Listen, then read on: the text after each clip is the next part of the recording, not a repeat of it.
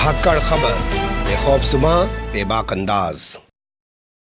धाकड़ खबर के news room से मैं आपके साथ हूं अकरम रईस खान। आजकल सोशल मीडिया पर एक वीडियो बहुत तेजी से वायरल हो रहा है जिसमें दिखाया जा रहा है कि मुसलमानों की धार्मिक किताब जिसे हम कुरान के नाम से जानते हैं उसको एक शख्स जलाने की कोशिश कर रहा है, लेकिन वहीं एक शख्स आता है उसको मारता है। ये वीडियो आजकल खूब वायरल हो रहा है। इसी वीडियो को लेकर बात करने आया हूं, कुछ पहलुओं पर गौर करने की कोशिश करूंगा। मेरे साथ हैं अतहर जावेद। आप जानते हैं वो धाकड़ खबर की उर्दू वेबसाइट को अपडेट करते हैं और तमाम खबरें जो हैं उन पर अपनी नज़र बनाए रखते हैं। इसके अलावा इनका सिलसिला आगे अभी और बढ़ेगा। मिली मसाइल से जुड़े हुए जितनी भी तंजीमें हैं उनसे ये बातें करेंगे और हम लोग सोच रहे हैं कि थोड़ा शेर व शायरी, सुखन, अदब, साहित्य की तरफ भी जाया जाए, तो ये उन लोगों से भी आपको रूबरू कराने की कोशिश करेंगे। लेकिन आज बात करते हैं ये कि तस्वीर जिसे बताया जा रहा है कि नॉर्वे से आ रही है, तो ये नॉर्वे के कौन से शहर से आ रही है और ये कौन गुस्ताख है जो इस तरीके की बदतमीजी कर रहा है।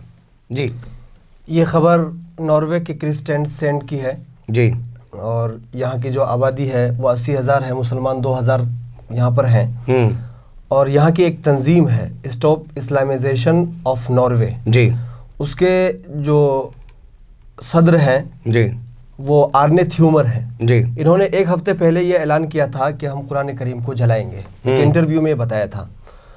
तो इसके बाद वहाँ की जो मुस्लिम तंजीमें हैं वो हरकत में आ गई थी। वहाँ के चूँकि एक ही जामा मस्जिद है, तो जामा मस्जिद के जो सदर हैं जनाब अकमल अली साहब, उन्होंने मुसलमानों से ये कहा था कि हमें इस पर कोई रद्द अमल ज़ाहिर नहीं करना है। और इसी के साथ साथ उन्होंने एक मीटिंग बुलाई थी।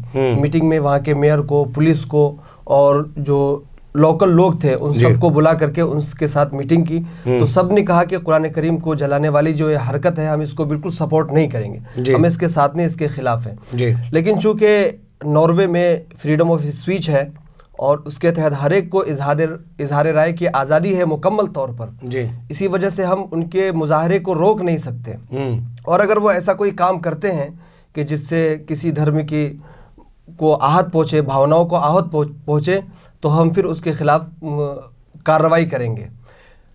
पुलिस ने जो कार्रवाई की, पुलिस ने मना भी किया कि कुरान करीम को ना जलाया जाए। और जिस दिन वो मुजाहरा कर रहे थे यानी जुमा के दिन, उसको चारों तरफ से घेर दिया गया था ताकि कोई नाखुशगवार वाक़या पेश ना आए। यानी कि उसको प्रदर्शन करने की इजाज़त थी, लेकिन कलाम इलाही को जलाने की उसको कोई इजाज़त सरकार ने नहीं दी। यहाँ लोगों मुसलमानों को आश्वस्त किया वहाँ के एडमिनिस्ट्रेशन ने, वहाँ की पुलिस ने, कि अगर ऐसी कोई हरकत होगी हम उस पर एक्शन लेंगे, लेकिन हम उसको प्रोटेस्ट करने से अपना नहीं रोक सकते। ये साफ कर दीजिए, क्योंकि प्रोटेस्ट उसका जो है वो कुरान जलाने का नहीं था, प्रोटेस्ट के दौरान कुरान जलाने का उसका ऐलान था, यही था ना जी। तो फिर अब प्रोटेस्ट वाला जो सीन है जो आप देख रहे हैं वीडियो में जो वायरल हो रहा है वो क्या है, वो थोड़ा बताइए।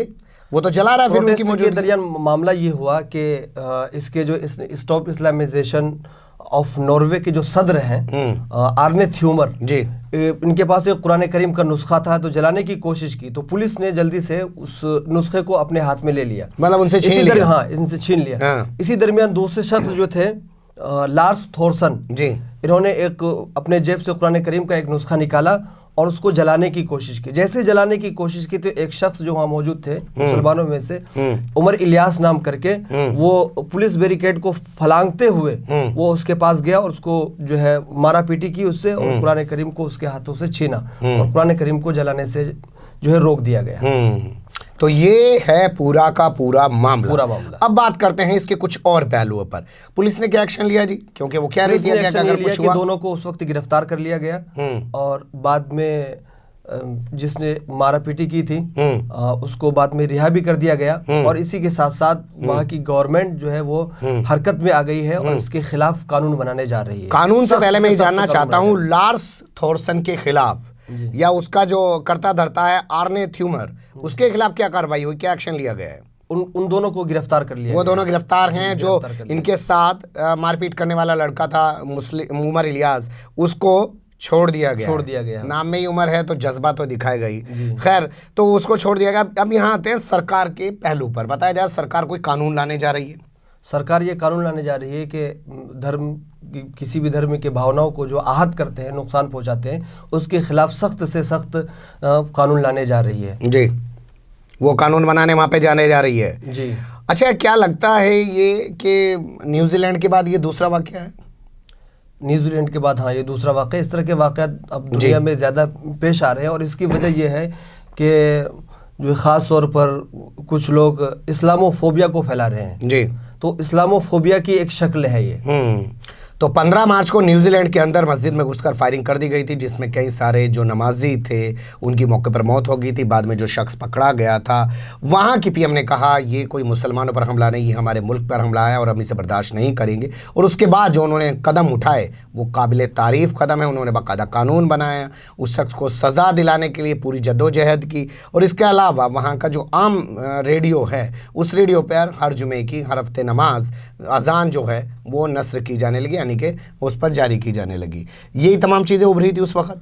जी ये चीज़ें उभरी थी और इसी की तरह अभी नॉर्वे में भी जो वहाँ के जो लोग हैं, जुमे के दिन बारिश हो रही थी, बारिश में बाहर आकर के तमाम मुसलमानों के साथ खड़े होकर के उन्होंने इजहार यकजहती किया और उन्होंने कहा कि हम आपके साथ हैं और इस जो हरकत हुई है इसके हम खिलाफ हैं। देखिए, इस जज्बे को सलाम करना पड़ेगा आपको।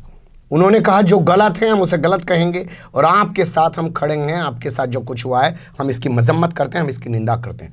ज़रूरत है आज इस चीज़ की, अमन व अमान के लिए ज़रूरत है आज इस चीज़ की। लेकिन उन्होंने न्यूजीलैंड के बाद नॉर्वे के लोगों ने और नॉर्वे की सरकार ने बहुत अच्छा मैसेज दिया है। अब मेरा एक सवाल आपसे है कि इस पर पूरी दुनिया में किस तरीके का रिएक्शन सामने आ रहा है, वो थोड़ा सा। सबसे पहले पाकिस्तान से जो एक रिएक्शन सामने ये आ रहा है कि पाकिस्तान ने नॉर्वे के सफ़ीर को बुलाया और सफ़ीर मतलब राजदूत को बुलाया और इस सिलसिले में उनसे बातचीत की और कहा कि ये बर्दाश्त नहीं किया जा सकता और पूरी दुनिया के मुसलमानों की जो धार्मिक भावना है उसको आहत किया गया है, उसमें पाकिस्तान भी शामिल है। अच्छा, पाकिस्तान और कुछ भी लोग जो है सोशल मीडिया भावनाएं आए हुए हैं, इसमें पाकिस्तान भी शामिल है। पाकिस्तान के सोशल मीडिया पे किस तरीके का रिएक्शन है? सोशल मीडिया पे इस शख्स को जिसने जो मारपीट की है इसको मुस्लिम हीरो के तौर पर दिखाया जा रहा है और कई तरह के टैग के साथ इसकी फोटो नश्र की जा रही है और बहुत ज़्यादा लोग इसकी सराहना कर रहे हैं, इसकी तारीफ कर रहे हैं। चलिए, इसकी सराहना, इसकी तारीफ का। मेरा एक सवाल है छोटा सा आपसे, मैं समझना चाहता हूँ।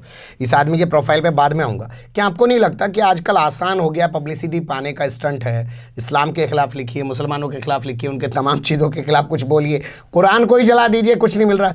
तो ये आसान नहीं हो गया चीज़ें कि पब्लिसिटी स्टंट है? ये पब्लिसिटी स्टंट के लिए किया जाता है। हाँ। और इसके अपने जो है फायदे होते हैं, मकासिद होते हैं, सियासी मकासिद होते हैं। बाज़ लोगों को लोगों में फेमस होना होता है तो इसलिए ऐसा करते हैं वो। मैं इन लोगों का प्रोफाइल समझना चाहता हूँ जिनका आपने नाम बताया, आर्ने थ्यूमर, और दूसरे शख्स का नाम जो है वो जो आपने बताया लार्स थॉरसन जो है। इनके मैं प्रोफाइल समझना चाहता हूँ। ये लोग हैं कौन, कितने पढ़े लिखे हैं, क्या करते हैं?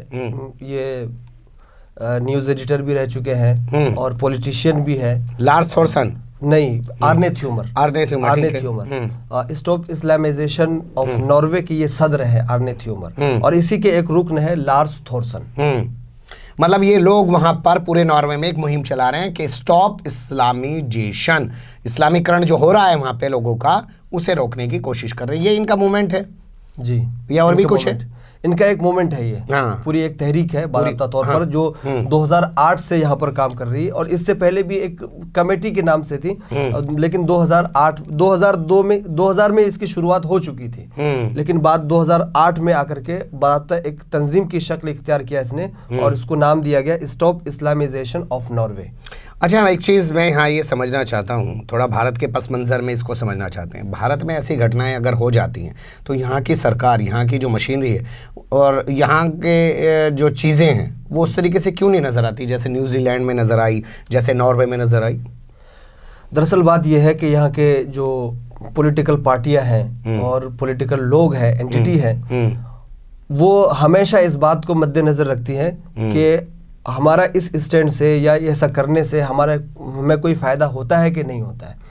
तो उनको आमतौर पे ये दिखता है कि हमें इससे कोई फ़ायदा नहीं हो रहा है बल्कि जो हमारी जो साख्त है उसको नुकसान पहुंच सकता है क्योंकि उन्होंने पहले से अपनी एक शक्ल बना रखी है। हिंदुस्तान की बात करने वाली आरएसएस का राजनीतिक चेहरा यानी कि बीजेपी आज सत्ता में बैठी है, तो वो अगर ऐसे मामले पेश आएंगे तो उन पे क्यों एक्शन लेगी जी? उसे तो पता है मुसलमानों के खिलाफ कुछ ऐसा माहौल बनाइए, उसे ये लगता है कि इससे हिंदू खुश हो जाते हैं, उससे वोट मिल जाते हैं।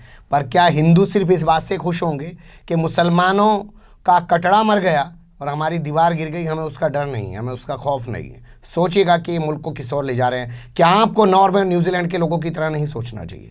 क्या उनकी तरह नहीं बात करनी चाहिए? आज जो घटना हुई वहाँ पर, पूरा नॉर्वे वहाँ मुसलमानों के साथ खड़ा है। मैं बहैसियत एक पत्रकार सवाल उठाना चाहता हूँ कि क्या समाज के साथ में नहीं खड़ा होना चाहिए? जो लोग गलत कर रहे हैं, दिन के उजाले में बम लगाकर मस्जिद को उड़ाया गया है, ये दुनिया के इतिहास में अगर कहीं हुआ तो वो इस सरजमी पे हुआ जिसे हम गंगा जमनी तहजीब के नाम से जानते हैं। लेकिन बहुत सारे लोग खामोश रहकर उस पर अपनी मौन सहमति देते हैं। आखिर की तरफ चलते हैं और सवाल मैं अब उठाना चाहता हूँ आपसे कि लगातार जब चीज़ें बढ़ रही हैं तो ये यूएनओ जो है वो बैठ के क्या कर रहा है? वो अपनी तरफ से कोई ऐसी चीज़, जैसे मैं आपको बता दूं यहूदियों के बारे में अगर आपने कोई नस्लीय टिप्पणी कर दी, जैसे हमारे भारत में SC ST जो हैं उनके बारे में अगर आपने कोई नस्लीय टिप्पणी कर दी तो आपके खिलाफ FIR दर्ज हो जाएगी, आपको जेल भेज दिया जाएगा। इसी तरीके से पूरे यूरोप के अंदर अगर आपने कोई नस्लीय टिप्पणी की किसी यहूदी के बारे में तो आपके खिलाफ FIR दर्ज हो जाएगी, आपको जेल जाना पड़ सकता है। तो क्या जब ये मामले बढ़ रहे हैं इस्लाम के खिलाफ, मुसलमानों के खिलाफ इस तरीके से, और जैसा सर ने कहा कि इस्लामोफोबिया के लोग शिकार हो रहे हैं और एक नफरत का आडंबर रचा जा रहा है, तो UN जो है वो क्या कर रहा है? कम से कम उसे कोई कानून पास करना चाहिए। क्यों जी? बिल्कुल सही, UN को इसमें एक कानून पास करना चाहिए, जैसे कि यहूदियों के लिए कानून पास किया कि नस्ली भेदभाव और नस्ली टिप्पणी उनके ऊपर ना की जाए, इसके खिलाफ एक कानून बनाया गया। तो मुसलमानों के बारे में भी एक कानून बनाया जाए कि मुसलमानों के बारे में जो नस्ली भेदभाव की जो बातें की जाती है उसके खिलाफ भी एक ज़बरदस्त कानून बनना चाहिए। और इसके लिए सबसे ज़्यादा ज़रूरी ये है कि जो मुस्लिम ममालिक है, जो हुक्मरान है, उनको इसके लिए आवाज़ उठाना चाहिए। अगर वो आवाज़ उठाएंगे नहीं तो कानून कैसे बनेगा? बिल्कुल सही। ने आवाज़ उठाया, UN के अंदर वो करारदाद पास कराए, UN के अंदर वो प्रस्ताव लेके जाएं और उस पर बात कराएं कि जब यहूदियों के बारे में ऐसा कानून है तो इनके लेकर भी कुछ ऐसा कानून होना चाहिए। बने रहेगा धाकड़ खबर के साथ, अपनी छोटी सी कोशिशों से आपको कुछ पहलुओं से रूबरू कराते रहते हैं। कमेंट्स के रूप में आप लोग अपनी राय दे सकते हैं, खबर को लाइक कर सकते हैं, चैनल को सब्सक्राइब कर सकते हैं और ज़्यादा से ज़्यादा हमारी खबरों को शेयर कर सकते हैं। फिर ऐसे ही किसी सुलगते हुए या उलझते मुद्दे लेकर हम आपके सामने होंगे हाजिर। फिलहाल अभी हमें दें इजाज़त।